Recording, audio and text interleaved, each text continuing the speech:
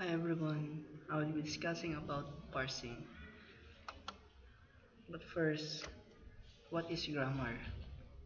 It describes the syntax of programming languages, collection of rules. A language can be formally defined as any system of formalized symbols, signs, used for communication. It can be defined as the set of structural rules that govern sentences, words in a natural language. There are two types of grammar. First is the regular grammar. It describes the form of the tokens of the programming languages. Second is the context-free grammar. It describes the syntax of whole programming languages. We have five general phases of a compiler.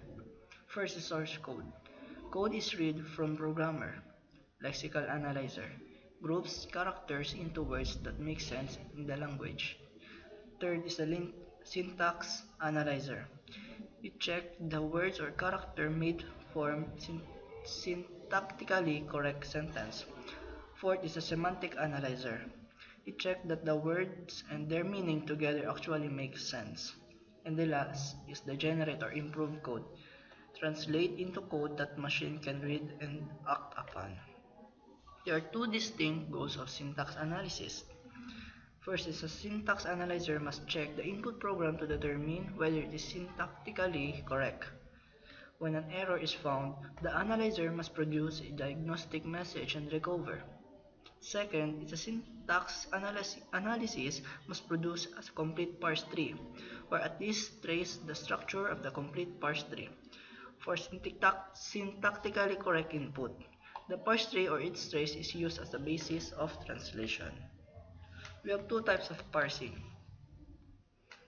Top-down. The parse tree is built from the root downward to the leaves, and the second is the bottom-up. The parse tree is built from the leaves upward to the root. Top-down versus bottom-up parsing. Top-down starts with a start symbol, representing what you know you are translating, and deconstructs it using a set of given possible rules, using left-side derivation for that language to reach the sentence you have. Bottom-up starts with a symbol in your sentence and tries to match them with valid representations in the language, and uses right-side derivation to complete those to form other parts of the language, until eventually ending up with the start symbol. Top-down is usually easy to make, but bottom-up usually works better, especially with computer programming. Either way given as a true or false output whether or not the sentence valid in the language used. Example grammar. Given the grammar, we use exp as our start symbol. And there are a set of rules. exp can be derived to exp plus digit, or exp times digit, or digit. Digit can be derived to 1 or 0. Let's check if 1 times 0 plus 1 is valid. We provide two examples here. First is the top-down example. First, our starting expression is exp. I derive it to exp plus digit, and exp I derive it to exp times digit, and exp I derive it to digit.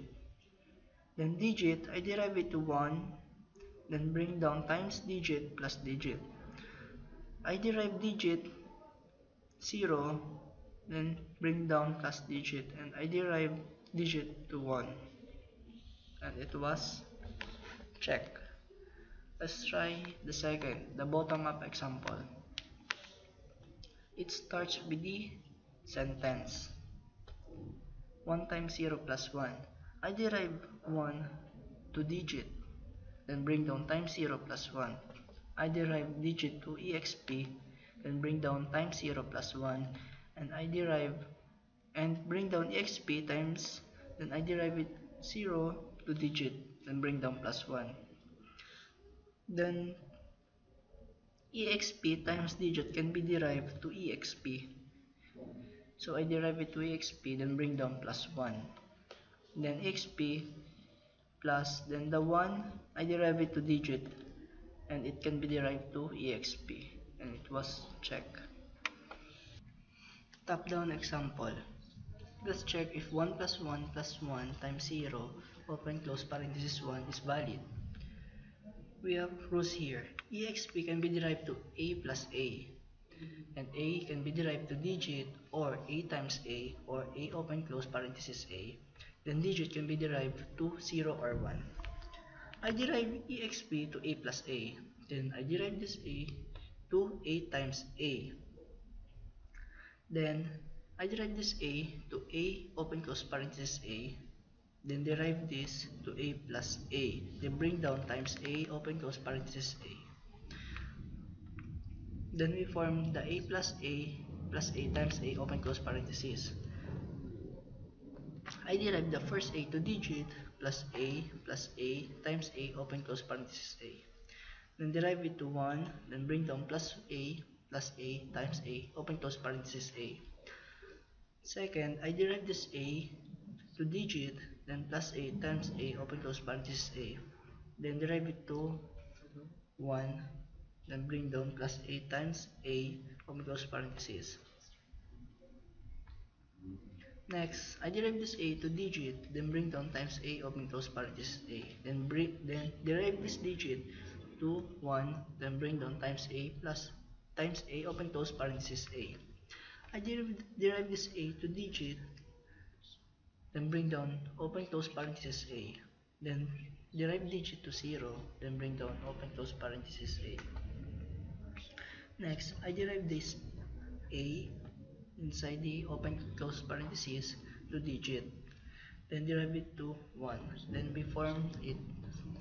Then the sentence is 1 plus 1 plus 1 times 0 open close parenthesis 1, then is valid. Next is the bottom up. Same sentence, same rule. But first, we will start to 1 plus 1 plus 1 times 0 open close parenthesis 1. First, we derive this 1 to digit, then bring down plus 1 times 0 open close parenthesis 1. Then derive it to a plus 1 times 0 open close parenthesis 1. I derive this 1 to digit, then bring down plus 1 times 0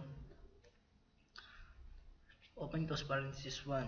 Then derive it to a, then bring down plus 1 times 0 open close parenthesis 1. Next, I derive 1, this is the third one, to digit, then bring down times 0, open close parenthesis 1, then derive it to a, times 0, bring down times 0, open close parenthesis 1.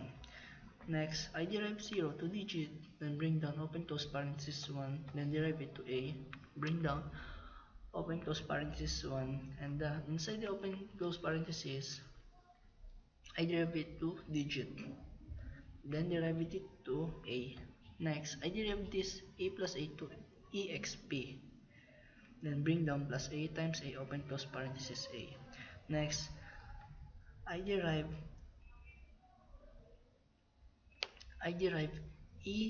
exp plus a to exp only, then bring down times a open close parenthesis a, then derive this a open close parenthesis a to a only, then derive exp times a to exp, then it was valid.